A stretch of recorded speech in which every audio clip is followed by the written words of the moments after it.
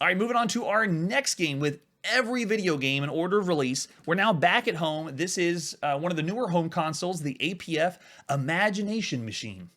And if you look in the bottom left, that's the whole package. That's the Imagination Machine. The game we're going to be playing is the console that attaches to the Imagination Machine, which is called the MP1000 or the M1000.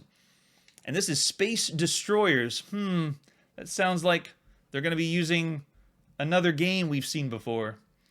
Everyone's been copying Space Invaders, so no surprise there. All right, let's take a look at some of the artwork for Space Destroyers. Oh yeah, that's a big Space Invader clone right there. We don't really go into a lot of the talk of what happens behind the scenes with video games, but there is a lot of stuff that does pop up where these companies are putting things out, and then some of them get away with it. There's no legality involved, but then a lot of times there is court cases involved with who has the rights to do what game. There's the example of the cartridge. Test your ability to react under fire, to plan strategies as you fight. Quickly, decisively, you must turn back this force. Whose objective is Earth? It's basically Space Invaders. That was the same synopsis. There's Space Destroyers, and then just some screenshots for us. We have a manual. This is the APF manual.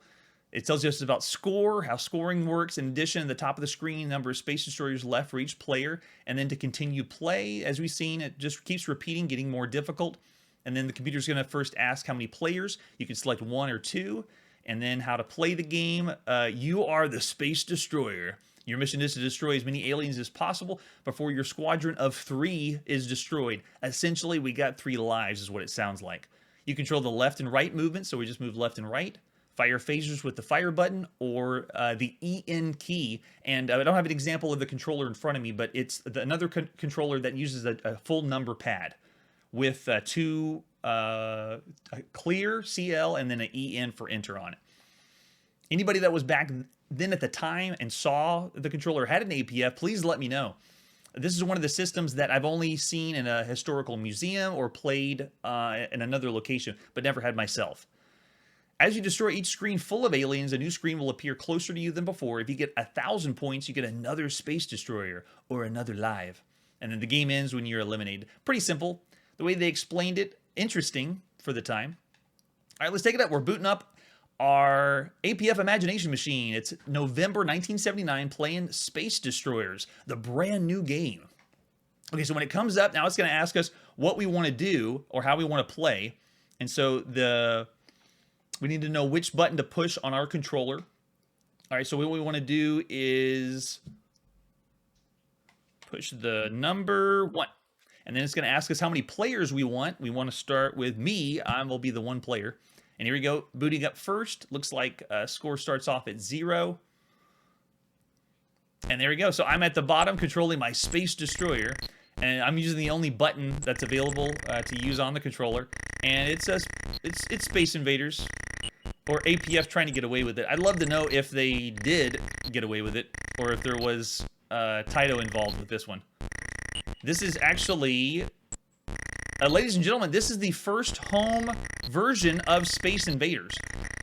Everything else we've seen has been in the arcades that's been clones, but no one's attempted to do it at home. So APF was the first. We haven't seen any other clones for shooters. Well, we have seen shooters on the Magnavox Odyssey, but nothing that really looks like... I mean, this sounds exactly like Space Invaders. And the idea of shooting is where it's at. Everybody wants to be shooting stuff now. Thanks, Space Invaders.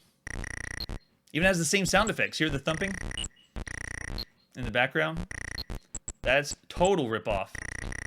That plays very, very well. Very smooth, very easy, and very reminiscent of Space Invaders. Yeah. In the chat, we just heard from Chiptune Chronicles. As far as being a home console, he says it's pretty good for a clone as the first console. And I agree. That plays really well. All right, so out of a 5-star rating at the time, this was one of the best thing you could find at home. And the more popular one we're going to see later is the Atari home version of Space Invaders. That one is the reason why Atari at home, the 2600, did so well. This one, because of the system, not as popular. But it's pretty much the same game. So we're going to go and give this one, for the time, to be able to play this at home, 4 stars. And I know it's Space Invaders ripoff, but if you had this at home, this would be one of the best games you could play at home.